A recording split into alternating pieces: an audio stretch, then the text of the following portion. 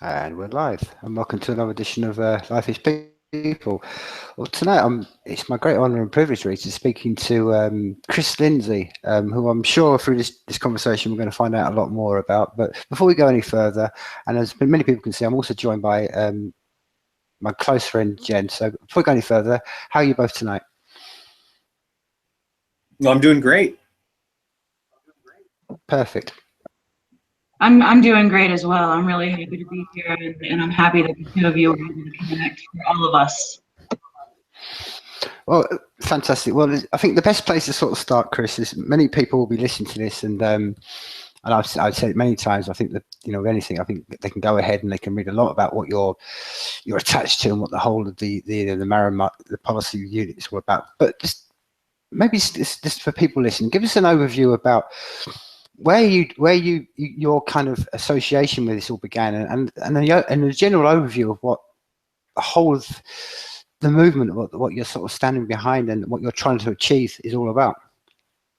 Right. Well, the Marijuana Policy Project is out to change policy and marijuana laws. We are primarily involved in 3 different areas. One is to reduce penalties for possession or decrim. The second would be to either help pass or to improve or refine medical marijuana laws. And then door number 3 is where we've been very active recently, and that is working on full legalization for adult consumers. So we'll work on all 3 of those. It depends on what's already going on in a state as to what we'll actually focus our attention on. But it's exciting to be there, and it's been a very active few years, that's for sure. Well, as I was kind of explaining to you before we went live, I mean, and I'm happy to sort of share the story. I mean, many times I sat with many creative people, and we sat around rooms, until early hours in the morning, and it always gets to the crunch point. And for years and years and years, I had the same thing come back to me over again, that in America we would never even see the decriminalization or legalization of marijuana in our lifetimes. It was always going to be a faint dream that maybe our grandchildren would maybe one day see. And here we are in 2017, and a lot has kind of moved on in the last sort of 3 or 4 years, which I'm sure I'd love to hear you to sort of tell people over this part of the world the great sort of milestones that have been achieved. But I'm fascinated, really, where did your journey with this all begin? I mean, sort of, from someone who's obviously got some legal experience, what made you sort of, even sort of jump into this pathway and think, I'm going to set my course down this pathway to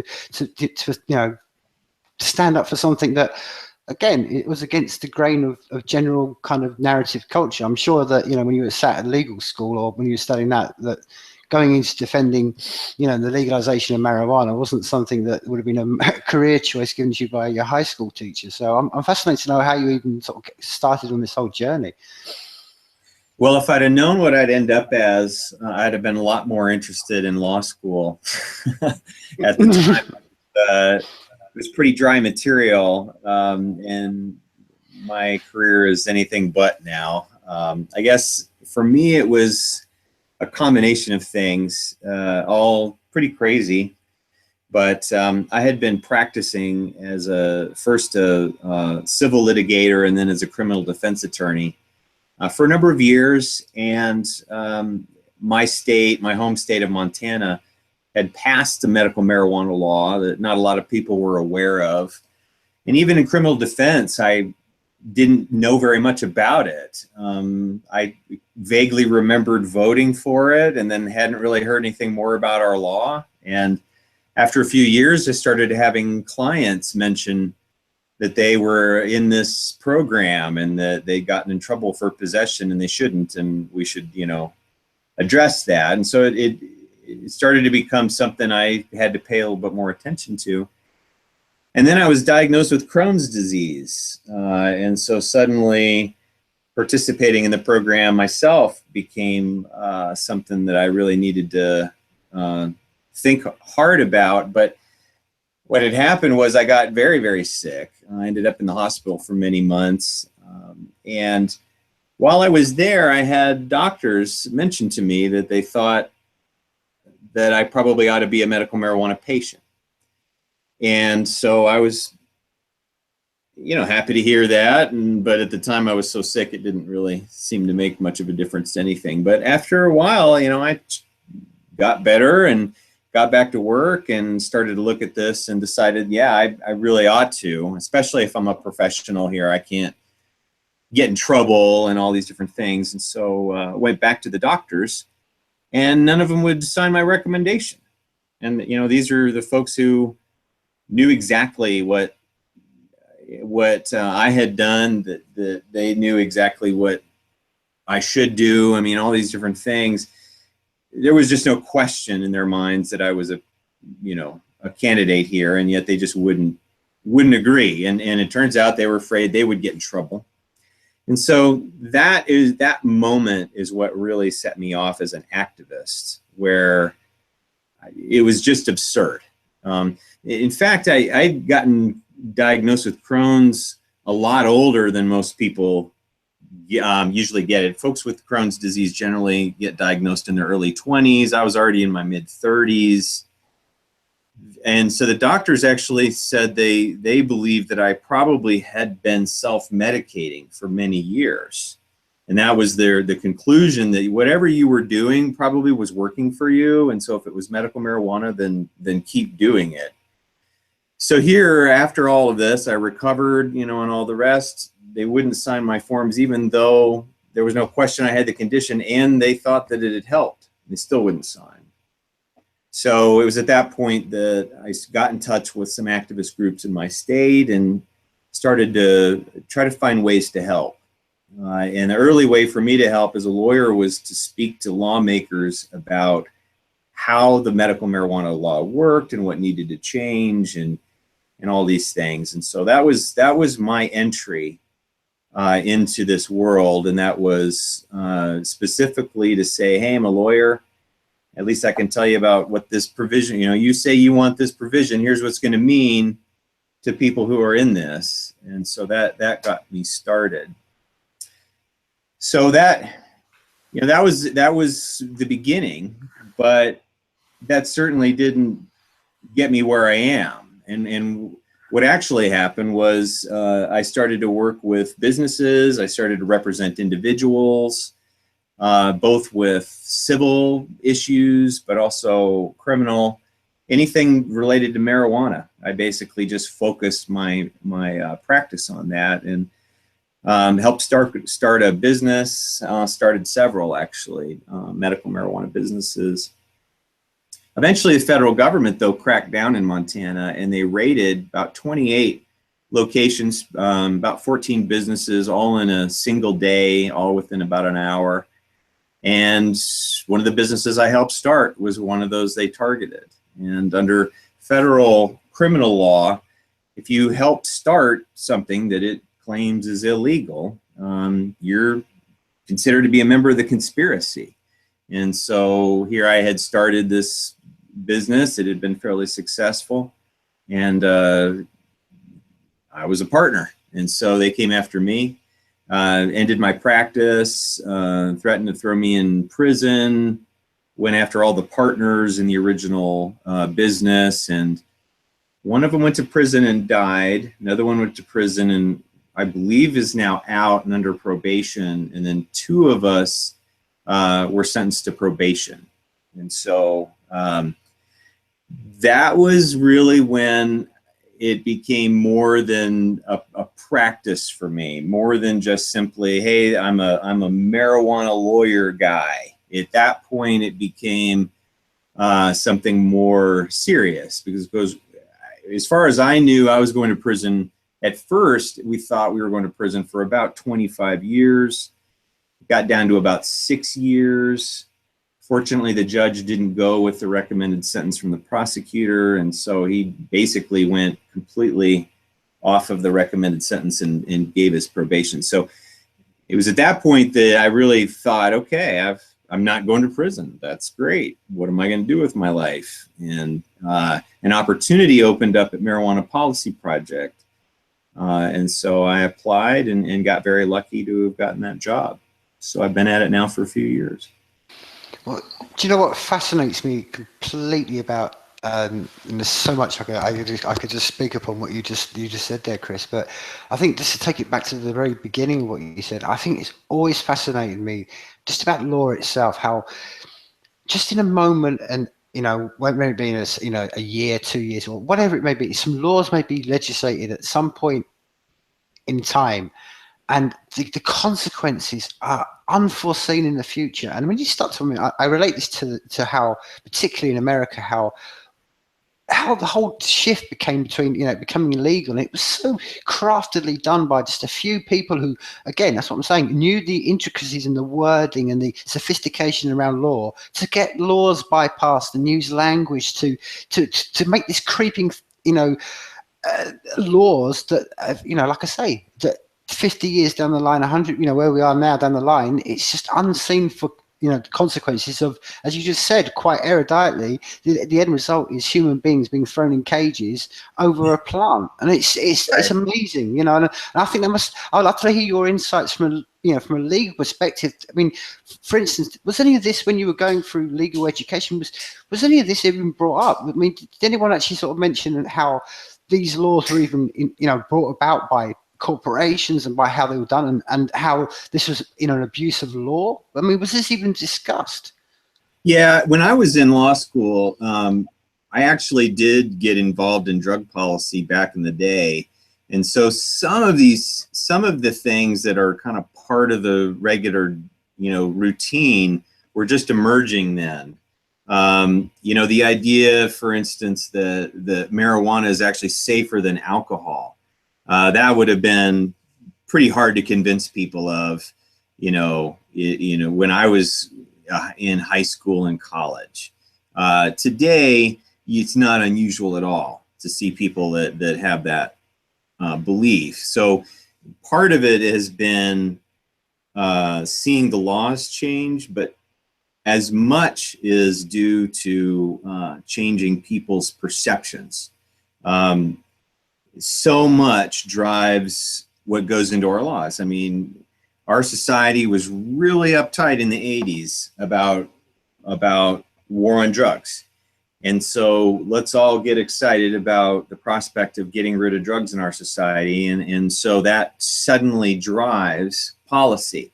And that policy remained in place for decades. And undoing that is a huge part of my job.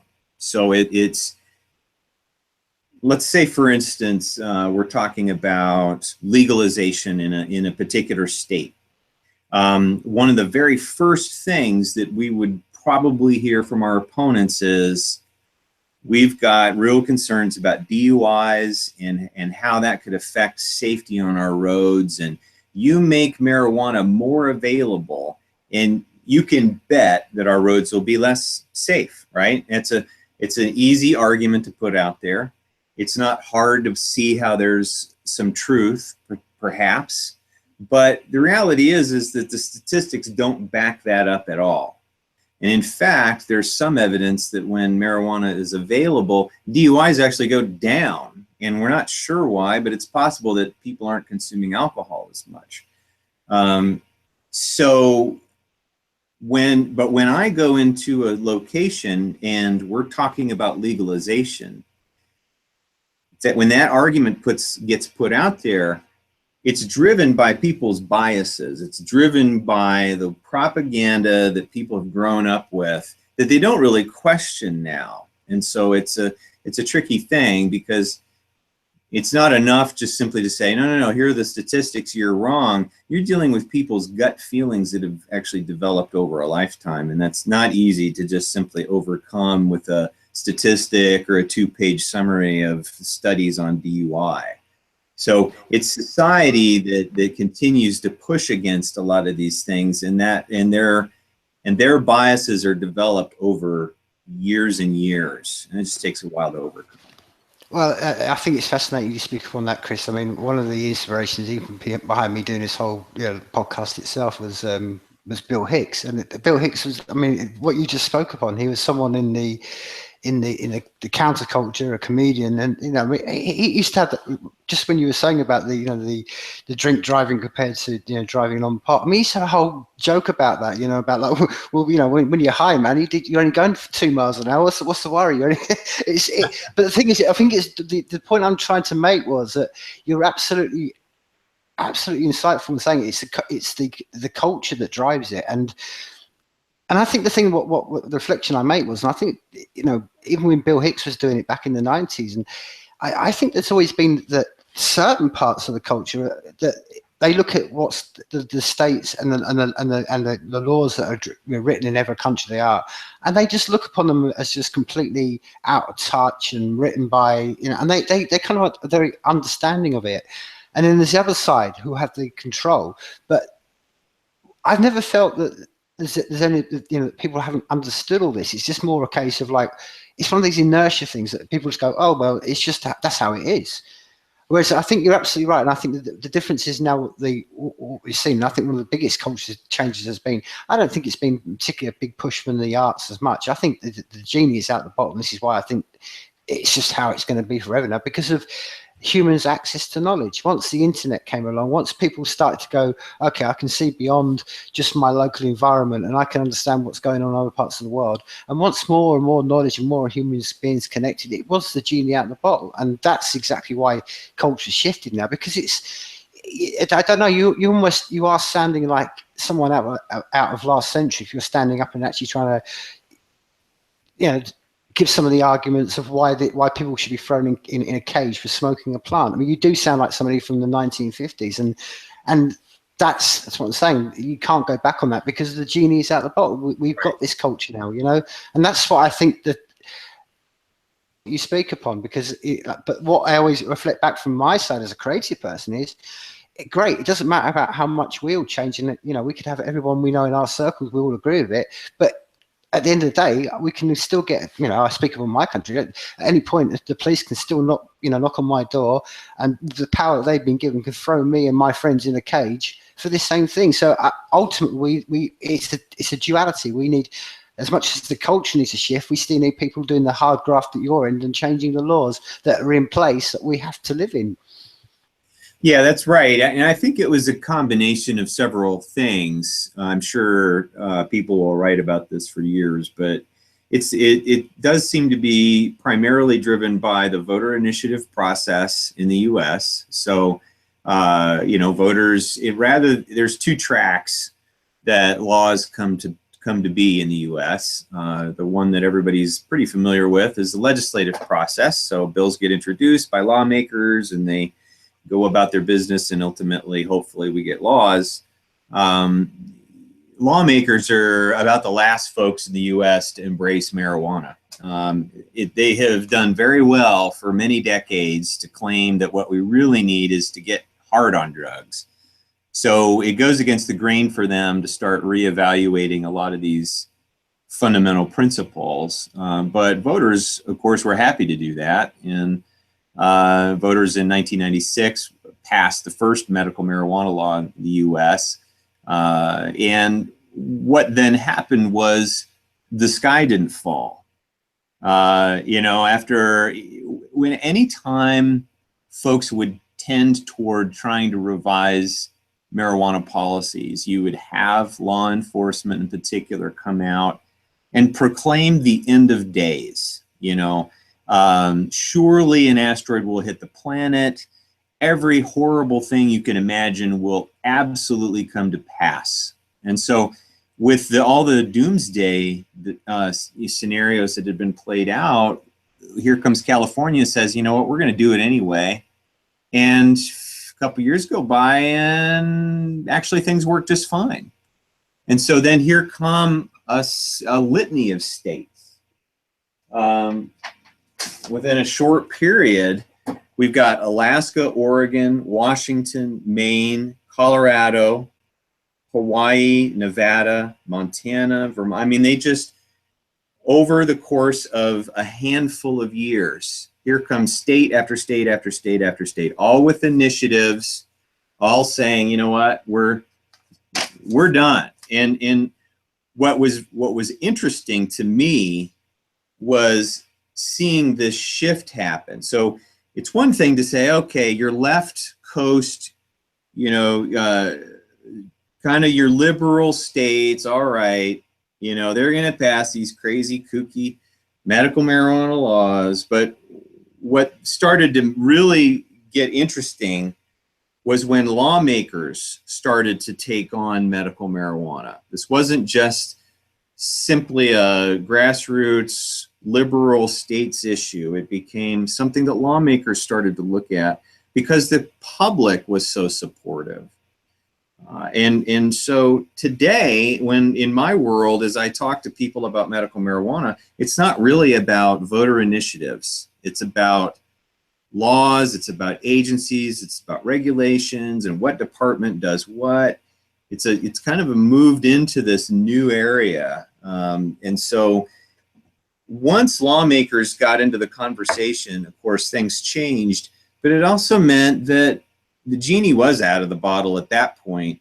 There's very little the federal government's going to be able to do to roll back this process, because while you've got federal law enforcement jumping up and down talking about the end of days and how horrible things are going to get, you've got state after state after state adopting now not just medical marijuana, but full legalization.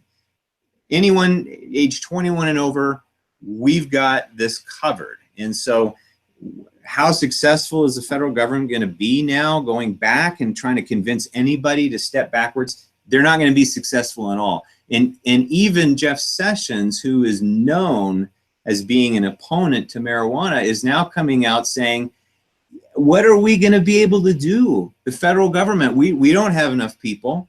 We couldn't possibly do the policing out of this. We have to have the cooperation of the states. So this is a historic moment. This is one in which states, the individuals in states made the call, changed their laws, proved that this could work, to the extent that now other lawmakers are saying, we need to do that.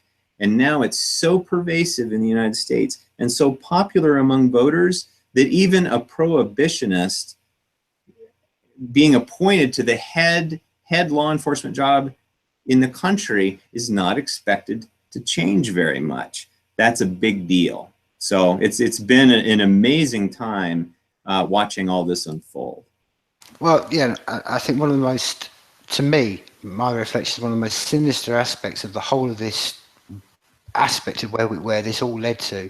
And I talk to many people, and I have many friends and colleagues and people I know particularly quite well in America who've had friends who, on this third strike rule, just that third strike must maybe possession of a bit of, you know, grass or a bit of marijuana or cannabis or whatever you want to call it, and they can end up life in jail for that one thing. And it's quite sinister when you think about it, that there's human beings in cages over something like that. And the reason I mention this because I think we probably would generally agree that maybe the public is definitely shifted on this, and I think most public opinion all over the world will be like, yeah, we shouldn't be throwing people in cages for it. But the white elephants in the room, I'd imagine, and again, I would love to hear your insights on this, must be the people who are particularly American. That's what I'm saying. It's where it is sinister with private prisons, because this is people making profit, and they've got no intrinsic shift to move this system across, because that's how they're making profit. And especially if you tie that in with, like I say, 3 strikes and you're out, and that third strike is all you need to be even under the suspicion of being under possession. It's a sinister thing, my friend, and I think you're right. I think public opinions have changed, and I don't think many politicians or anybody could actually stand up in public and say, yeah, we want to throw people in cages. And I think you're right. I think things have shifted, but this is where I say, you as a lawyer would know it. Life isn't, all out in the open. There's some murky it's like anything. This is where lawyers get involved. They get involved in all the murkiness, and the people that have got the power and the intrinsic are using it, as I see, and I'd love to hear your reflection again, is the people like the private prisons, because they've got a lot to lose from making marijuana legal. Well, absolutely. So there are several groups that very often show up in these conversations when we're trying to change laws. Surprisingly, we don't hear as much from them now as we once did, which I find remarkable. But So for instance, if we're in a state saying, okay, it's time to, change our laws, whether that's to adopt a medical marijuana program or if it's to actually do full legalization, the frequent flyers, if you will, the usual suspects are going to be probably a few law enforcement associations. We may see the state, Department of Justice come out officially in opposition. More quietly, behind the scenes, there would be, testing labs that might want to oppose legalization because a lot of their business comes from employers who are testing, and employers don't test as much when laws change. We'll see the private prisons in the conversation, and that's happened in a couple of states where the prison folks get involved. There's been one instance in Arizona where a pharmaceutical company was the single largest donor to the opponents of legalization in that state. And that company actually got in a great deal of trouble for some of its practices in making opiates, which happened to get them in a whole ton of trouble. So, it's the law enforcement tends to be kind of the face, because getting a cop in a suit talking about the harms on society is always a great photo opportunity. But then behind law enforcement, you'll have, private prisons and these others that folks that have been in this for a while are pretty accustomed to seeing them weigh in. But they don't weigh in as much as you'd expect. For instance, there was a decriminalization bill in Texas. So a few years ago, Marijuana Policy Project decided to start working in Texas. And I started, talking to folks around the country that I work with in different respects. And I'd mention this, and almost every single one of them would start laughing and say, oh, Texas, yeah, right. That's not about to happen. And of course, on a certain level, they're right. But here we are now, we're our third year in, we presented a decriminalization bill that had 28 proponents, and there wasn't one person, agency, no fraternal order of anyone that actually showed up in opposition. And we think we have a pretty decent chance of passing decriminalization in Texas. And people who know the US and know Texas know that's a pretty remarkable thing to say. And we have a pretty decent chance of improving their medical marijuana law. They passed a medical marijuana law last year, for crying out loud. Texas. So you're in a period of change when places like that are very seriously looking at how these laws can play out in their jurisdictions and working towards solutions. So it's a very, very exciting time. I can imagine it's a really exciting time. But one of the things, again, and this may sound really overly technical, but I'm going to ask it anyway. Is when you say like you were saying that things are moving on, and I'm sure that obviously there's going to come a point where you think, okay, this battle, for want of a better word, is done. But I want to take a step back from that, and I've always, again, I've you as someone works in the legal profession, when they say that okay, we've changed the law, what does that actually mean? Does that mean when they, for instance, when they say they've repealed a law, does that mean it can no longer be acted? It's actually, what is the actual technical process of actually taking a law off the statute book? So it can't just be, that when the next president comes in and go, well, okay, I want to go back to the 19 and find out some law and reenact it, because that, maybe I'm just talking about British law, but we get a lot of this. You get laws being popped up from 1750, and they're like, whoa, what's going on here? So, on that technical level, what happens to the actual, like you're saying, when these things are passed, does that actually mean it's passed for good, or is this just an ongoing process that is always going to have to be upheld, and it's never set in stone? Well, yeah, fascinating area to me, because of course that's my bread and butter. But there are a couple of different ways to sort of look at the question. So one is, how do these marijuana laws actually work within the systems?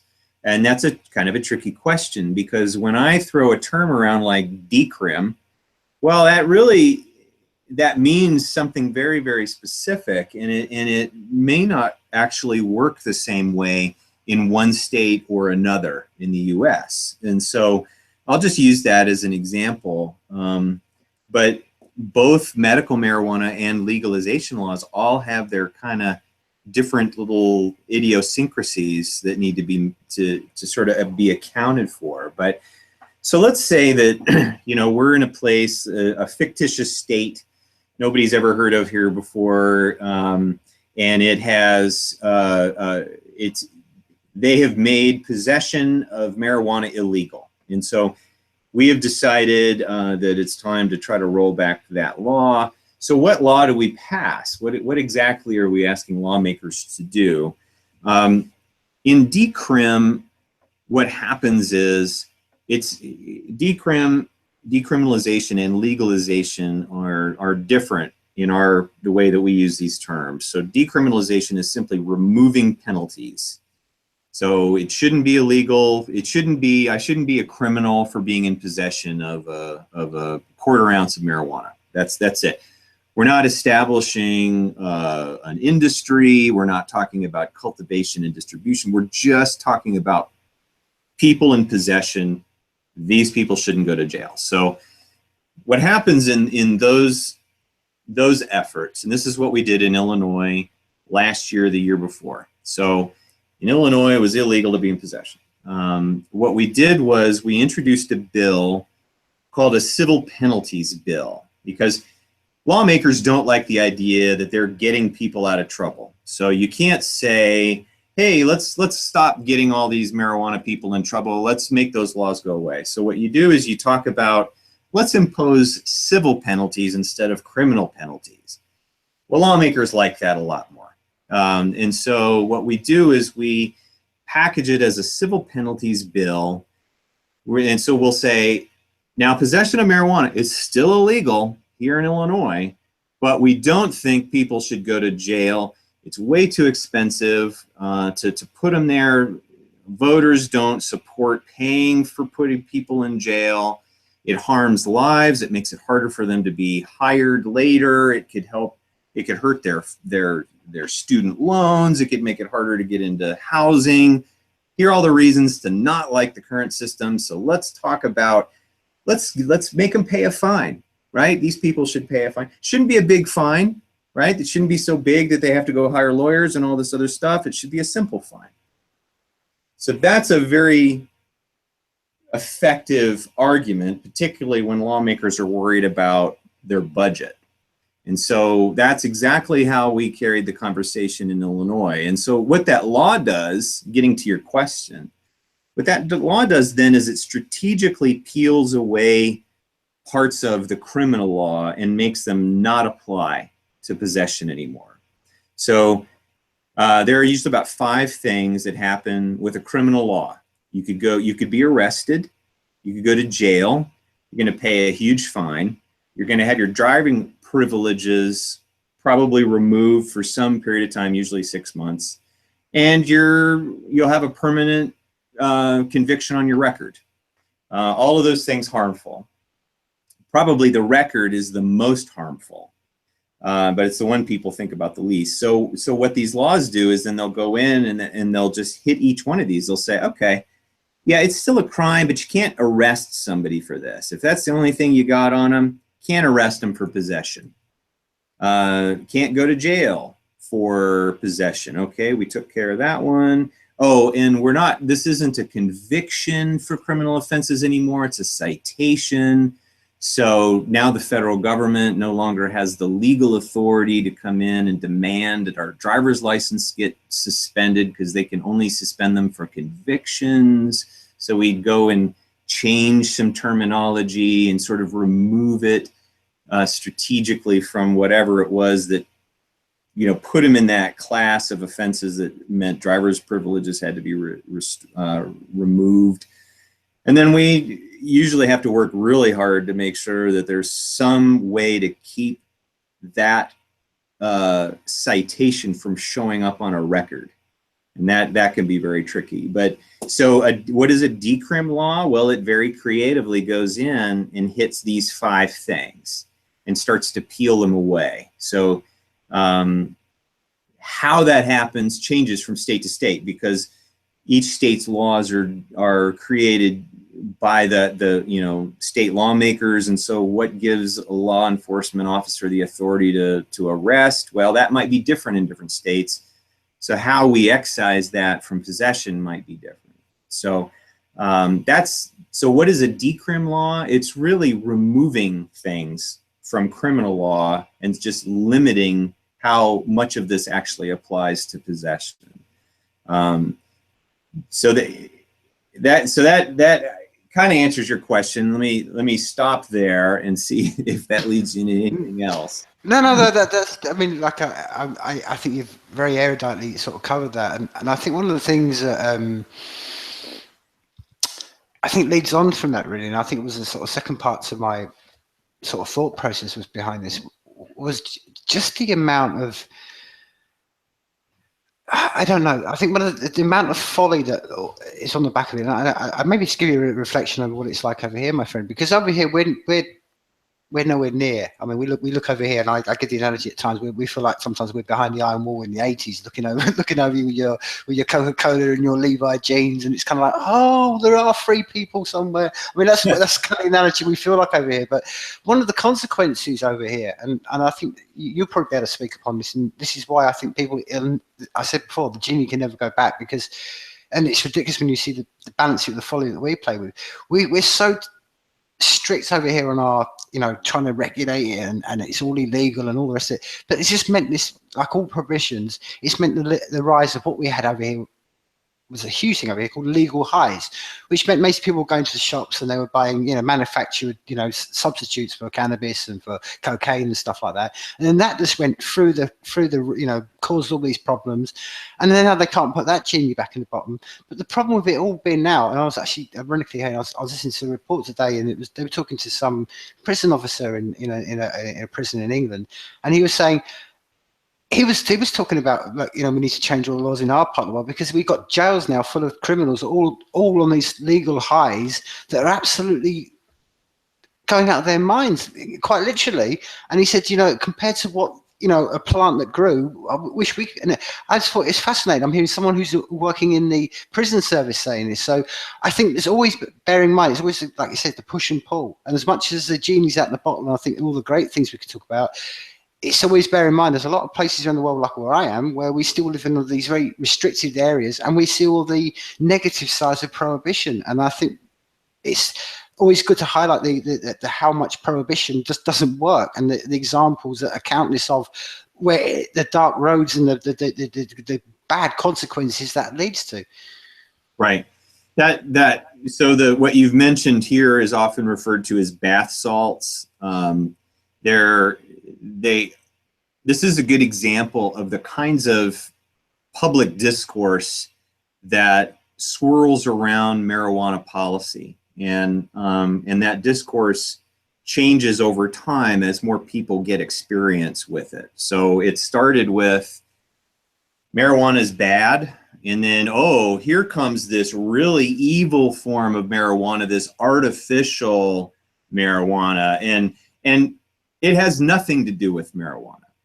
There is nothing about it that is related, but it sort of looks kind of herbal, and so that's enough for prohibitionists, who will then very deliberately start referring to bath salts as artificial marijuana or something like that, right? Because now they can imply that somehow all the harm that comes from people experimenting with these probably very dangerous drugs that are unregulated and all this, all the harms that come from that, now they're associating that with this same marijuana sort of movement and culture.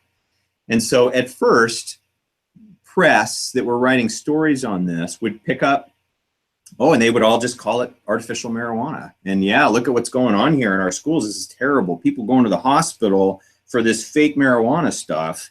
And it's like, whoa.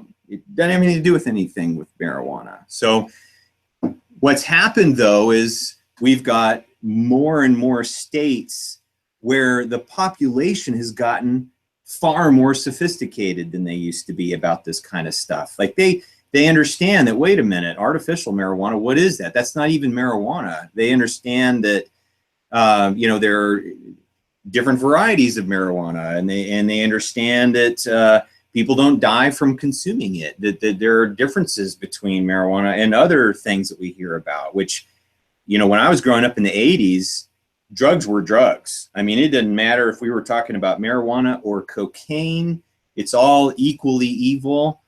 And so what's happened is people in the United States over the years have gotten past that. So now when a law enforcement officer comes out and sort of implies that this bath salt situation bears in any way on what's happening with marijuana, people just don't buy it anymore. We're not here just to believe whatever your version is. We know enough about the subject matter to make decisions on our own. And that's a big moment, because now the propagandists can't go nearly as far as they used to just by throwing a phrase out there. They actually get sanity checked on some of their statements, and that's a big moment for us. Yeah, exactly. It goes back to what I was saying before, Chris. I mean, I maybe it's just me being, you know, an outsider and a creative person, but I just, all my life, I just find it ridiculous that anybody can stand up and justify prohibition, justify throwing people in cages. I mean, even as a child, I remember being at school and saying, well, that worked, didn't it? The prohibition worked for alcohol. You know, we still, you know, just look at any of the, you know, Al Capone films and stuff, and it was just ridiculous. You hear people in 2017 and where we are now, and they're still standing up and still trying to preach that gospel of more prohibition and more you know, the government have the control. And it's like, when's that ever worked anywhere? Right. It's amazing how often people will throw it out there, and I guess their argument seems to be, you know, yes, prohibition, yeah, there are harms, but what would happen if we allowed it those harms are so much greater than keeping with the status quo. It's basically what the argument is, and it just doesn't hold water anymore. I mean, we're at an interesting middle period. I mean, I'll at least get this out to say that, you know, here comes Colorado, it changes its laws. Right. And for all this time, we've got federal law enforcement, and those state agencies that get the federal law enforcement were all too happy to predict the end of society. And it didn't happen. And then another state passes its law and it doesn't happen there, and so on and so on. And so the doom and gloom stories aren't really panning out in any major way. But we're still only a few years into this. And so what will happen now, and this is kind of funny, if you actually Google a couple of search terms, Google Colorado criminal statistics in marijuana or something along those lines, and you'll see about a 50-50 split. You'll see half the stories talk about how crime has gone down, things are a lot better in Colorado, law enforcement's happy, voters are very supportive of the law, their opinions have not changed, things are pretty good. Then the other half of the stories are, holy crap, can you believe the craziness happening in Colorado? Homelessness has skyrocketed. You got employers, they don't know who to hire. You got the same crime statistics get interpreted differently. Look at what's happened to crime. And so who you listen to makes a huge difference in the message that you get. And so, like, for instance, now I'm expecting to talk to lawmakers in a state that's not yet considering legalization in any serious way. And you can bet that a lot of the lessons we learned in Colorado will be factored into that conversation. But we probably aren't going to spend very much time talking about Colorado, because the perception is that it's crazy town. That if you're in a conservative state and you're looking at Colorado, that's an example of what you don't want to be. Well, why is that? It has nothing to do with what's actually happening in Colorado. It has to do with the messages that the different groups are using in order to project what's happening. So to lawmakers in a conservative state, they're hearing from their law enforcement, and their law enforcement's talking about the parade of horrors. You watch what groups like ours are saying, and it's like, no, it's this completely different story.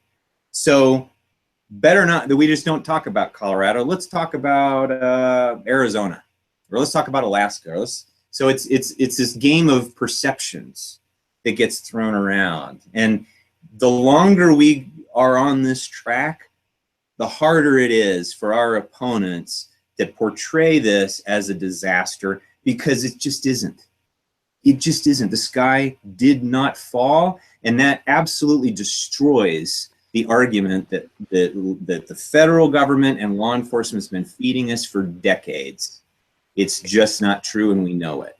Chris, I've said this many times, and this is, I think it's true with all generations, and it's like moments we all live in as adults, as human beings, is that we will only ever be judged by the future.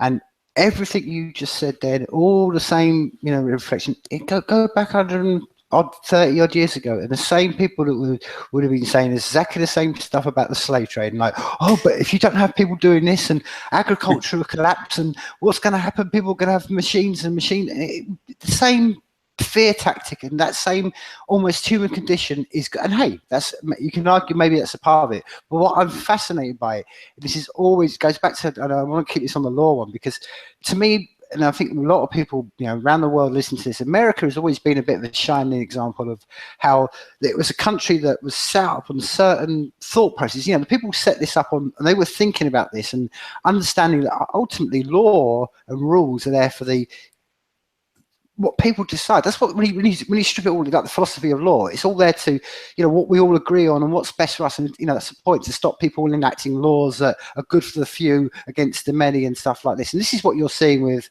marijuana, particularly. You've seen that that it's the many and now it's the few who want to are on the wrong side of history, like it was with slave trade. But I think it's fascinating. Like I said always before, I think the general progression, what we're going to have to go towards, is more, maybe less and less laws, which I'm fascinated with. Again, this is maybe my last legal point to you is on that essence. I would have thought that would be the general, what most lawyers and people going to the legal trade would want to do. They would want to have less laws. It's the complication. I can understand there's maybe a lot of lawyers that go, they can profit and they like to pass laws and keep certain laws, but on a general, if we could strip everyone down and put them in a room and say, hey, forget all the self-interest stuff, on a deep level, we all want to have few rules, because it's all about how we all get on as a community with each other, and that's why we have certain rules that we know that will work for the good of the people. So I'm fascinated on that law one. I mean, that's what I'm saying.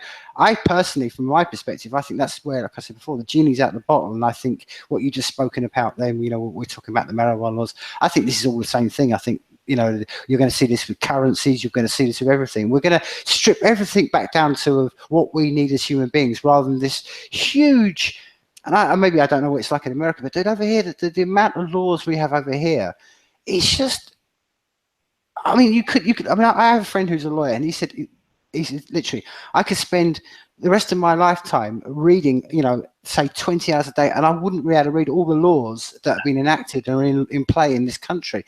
And that to me just seems the very definition of human madness.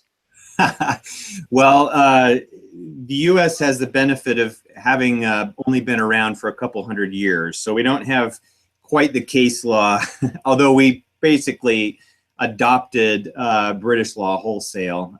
Still, we don't have quite the depth that you will see there. I have no doubt about it. I have actually I don't disagree with what you're saying, because I fully appreciate the fact that there are populist movements now that are really redefining what a lot of us thought were kind of the norms in our society, and clearly reducing size of government is a big part of that movement. So you're exactly right in ways that I can't even fathom. But in my world, my much more narrow world, as a former convict and as a political activist in the marijuana space, I'm actually a big fan of laws. And let me explain this.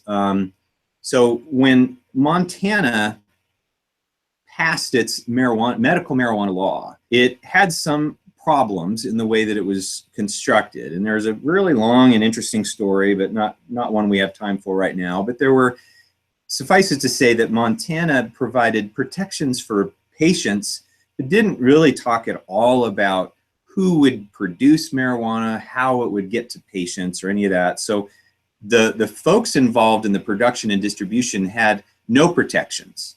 And so what happened was, when government decided it was time to crack down, they had plenty of running room because there were no laws that said there is a job called a cultivator, and that cultivator can't go to jail for cultivating. And so we all thought naively that, well, patients have to get this from somewhere. Better come from a business that operates out in the open than some guy in the back alley, and who knows where that marijuana came from, maybe Mexico or something like that. Better to have something we know that it tested right, and it's a good product, and I care deeply about my patients, and I pay taxes and all these things. But the government very effectively came in and said, you have no legal right to do what you're doing. It's called a felony, and you're a felon.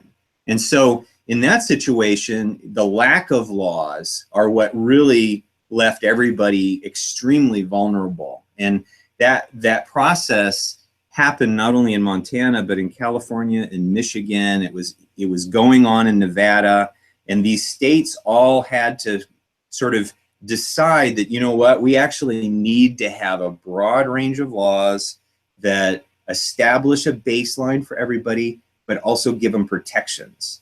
So I find the idea of smaller government and fewer rules appealing, but having been down that road, I feel personally a lot safer if I know there are laws out there that actually encompass what I mean to do. Yeah, I think that it's a nuance, my friend, and I think it's exactly it. And when I meant fewer rules, I meant, hey, that's what I'm saying. A whole lifetime of just reading. I'm talking maybe from from perspective of the UK. Do you know what I mean? But I think generally, I think you're absolutely right. But I think what it boils it all down to, and it's, hey, I'm not, how. Yeah, it's an arbitrary amount of number we're talking about. But in essence, I think it's down to this, like we're saying, it's that agreement.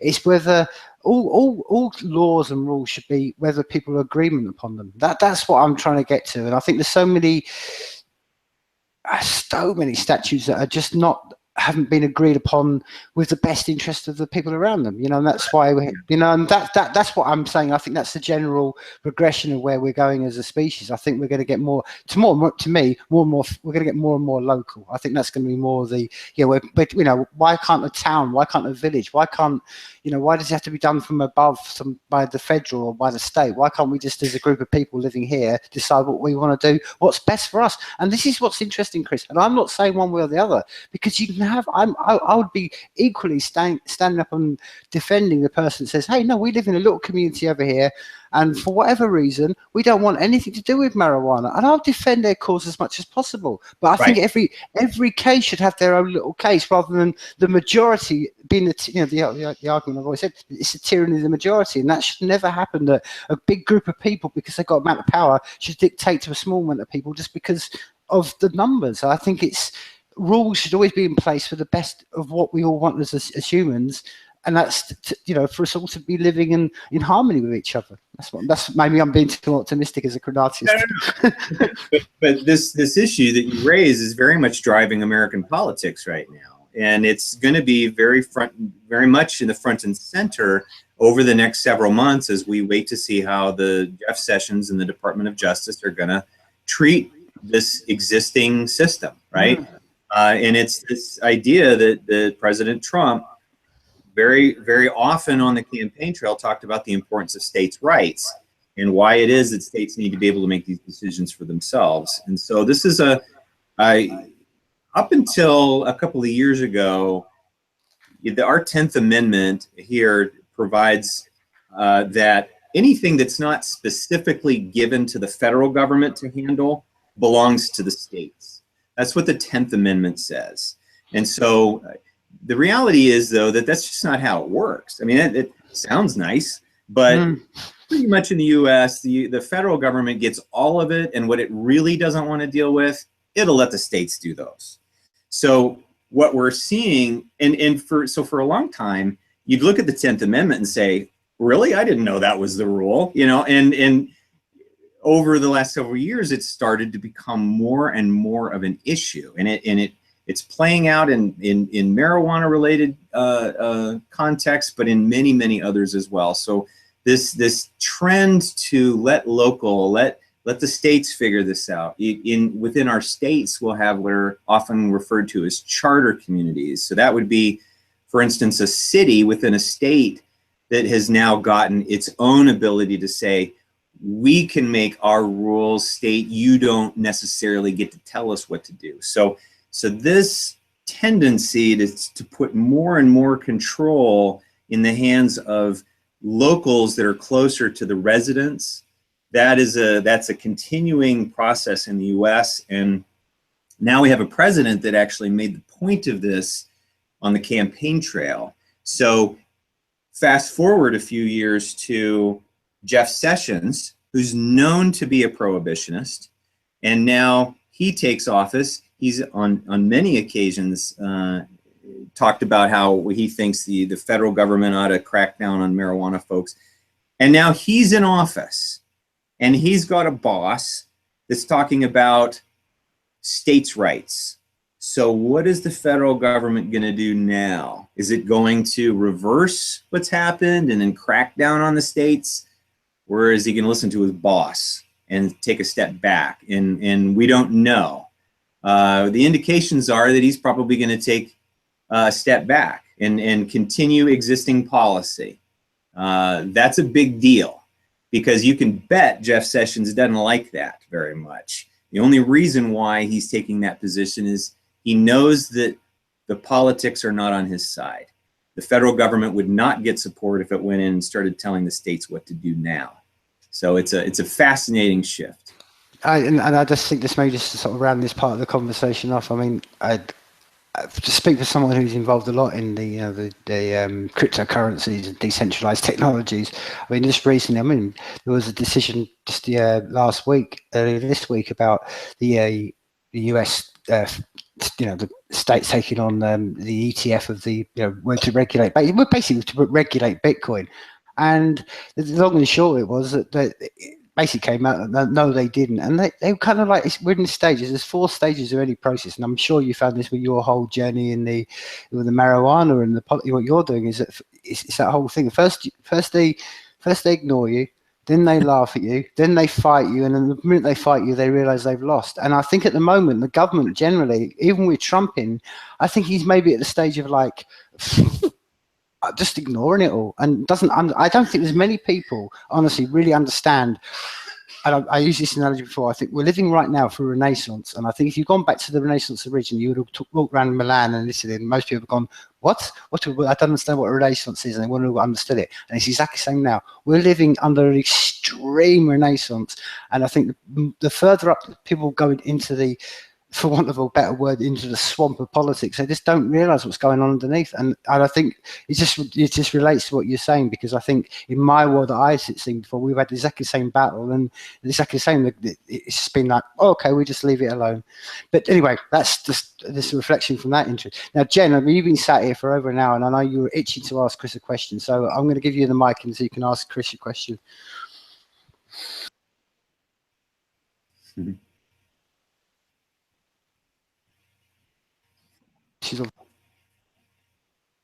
Oh, we might have caught her away.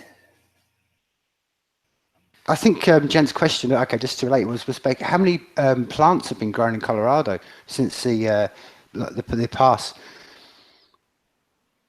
I'm sorry, guys. I was here. I was on a call, so I had it on mute. My ears were burning. Yeah, so I think the question was, what's going on in Colorado with plant counts? my understanding of the problem, and this happened in Alaska, for instance, where a law is passed that says that adults have the right to grow.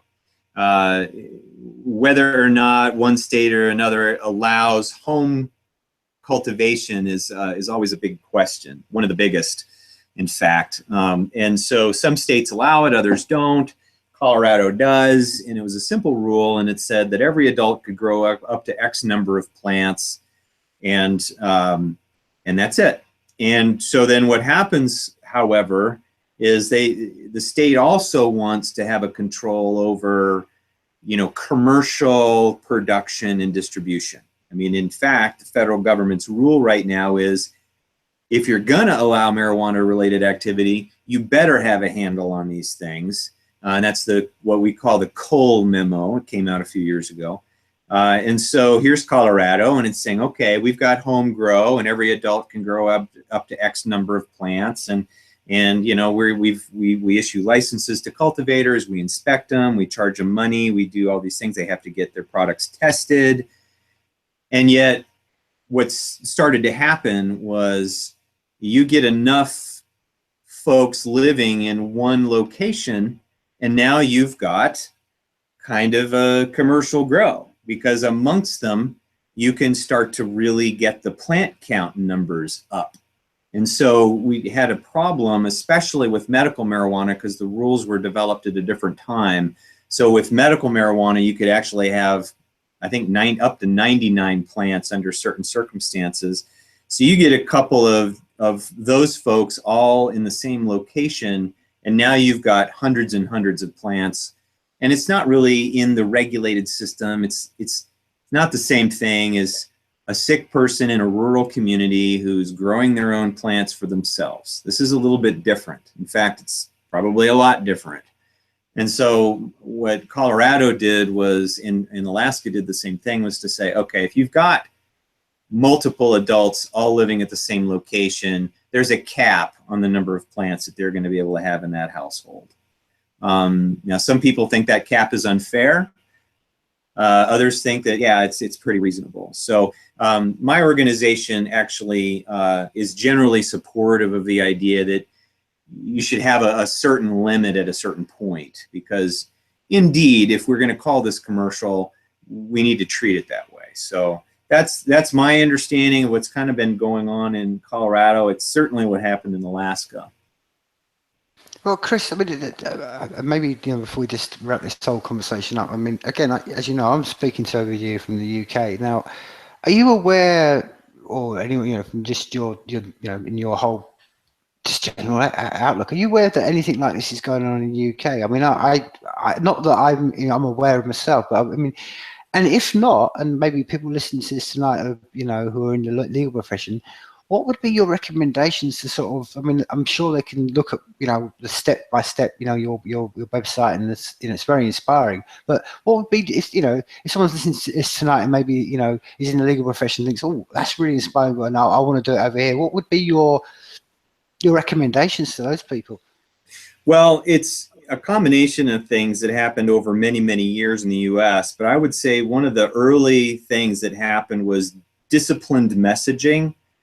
Because what's very harmful is when you have a lot of individuals and groups who all feel very strongly and they want to get their message heard. And what happens is the messages that are the most extreme are the ones that will get the most attention.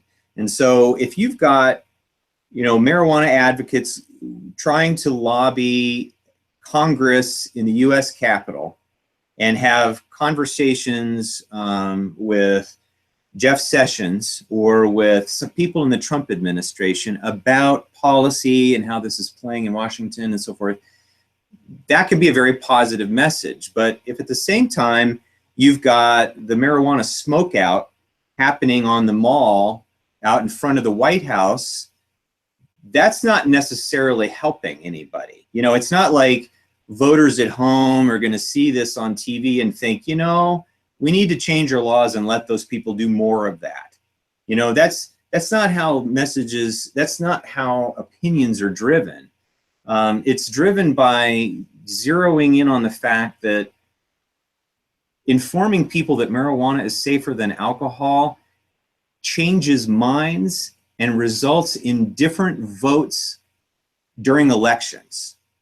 And then deciding that what we need to do is focus on that message year after year after year until voters no longer even wonder about it anymore. Because, for instance, in our situation, we learned that if a voter agrees with the fact that marijuana is less harmful than alcohol, they're far more likely to support legalization.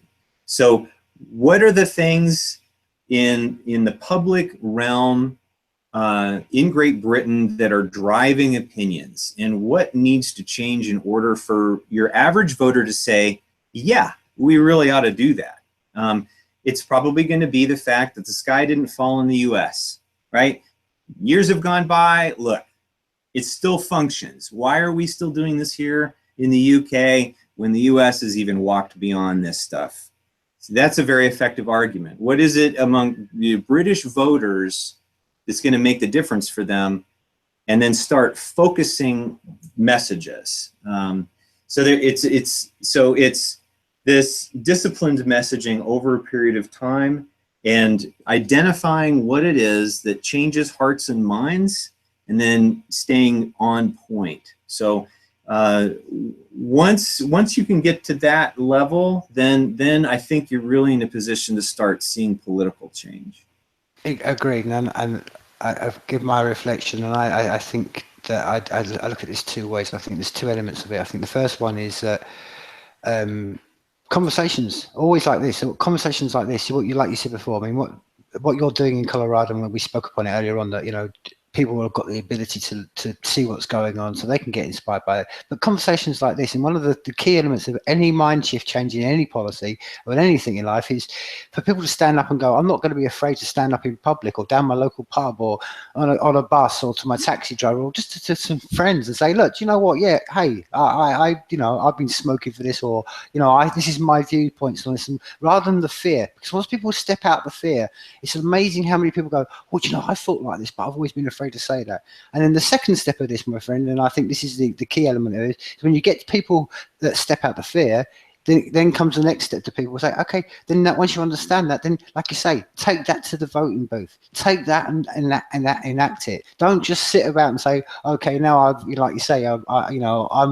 got over my fear, but I'm just going to sit around and complain. It's that next step, like all things in life. We've all got to take that next step and go, how can I best affect change with what I can do? And there's just so many ways. And I would say to people, anyone, just as I said before, you've been very inspiring what's going on in America and Colorado. Where we started this conversation off. Do you know what I mean? It's been absolutely amazing to see what's going on in Colorado and places like that. That's very inspiring. And again, before, it's all about speaking up. And I think these are as I said before, now that the channels are dissipating, the ability for human beings to connect with each other and have open conversations just means to me before, as I said before, Chris, right back to where we started, I think this conversation 20 years ago would have been a very different conversation. I think we would have probably had exactly the same thoughts and stuff, but we would have looked at it and thought, oof, that's a battle that's going to take a long time. And now I just don't see anything backwards. I don't think we're ever going to come back to, I don't think we're ever going to go back to a time where it was 25 years ago and you'll have to, sit around with the same mindset as the group of guys who sat around, that time and worked out how they were going to put this all together. I just think like it's the generality. The genie is out the bottle, and we're just on a progression forward. But it's like I said, I think the most important element of it is just having the ability to stand up and say, hey, I'm not afraid to do this, and this is I'm acting my voice as a human being, because that to me is the most powerful thing. Forget all the the law changes, and they're the big victories, but those big victories aren't done by one lawyer who stands at the end with a mic and gets all the cheers. It's done by years and years and years of changing people's mindset, those people going out and lobbying, those people changing voting habits, and this is what I'm saying. Without those people, nothing gets changing, and that power is within us all. It's amazing. Yeah, it's been a real honor to talk with you about all this, and you're exactly right. Folks who feel strongly about this often aren't willing to necessarily put themselves out there, but for those that do, you actually are helping because everybody else appreciates the fact that somebody is willing to stand up.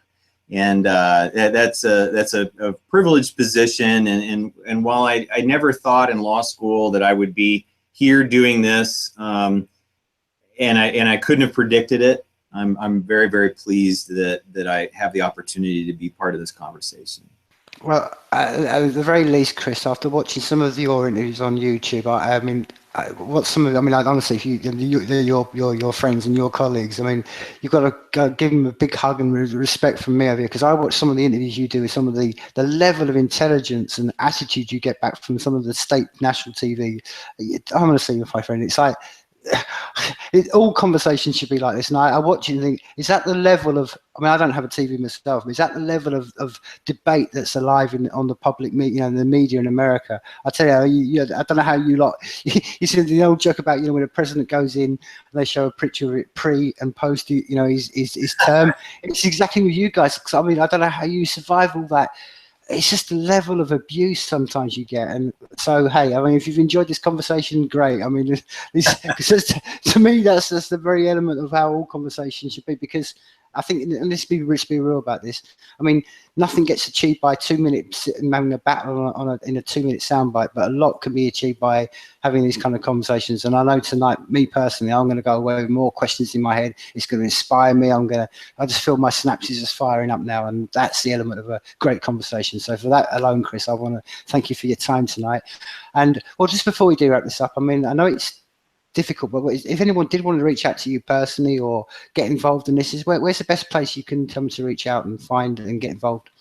Well, if my email, probably the email address is the best way. So my email address is clindsey, so it's CLINDSEY @mpp.org.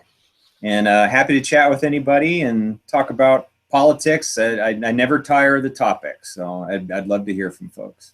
Well, like I said before, Chris, I thank you for giving me your time tonight. I mean, the door is always open. I'd love to get you back on another conversation, because I think I could spend a whole conversation just talking about Montana, because it's amazing how many Americans meet me and say, dude, you've got to go live in America, in Montana. And it's got places like, was it Bitterroot River and, Rattlesnake Canyons and Hellgate Canyon, and I'm like, oh, that sounds my kind of place, man. So I could talk to you for a whole hour about Montana itself, my friend. All of those are in the immediate area.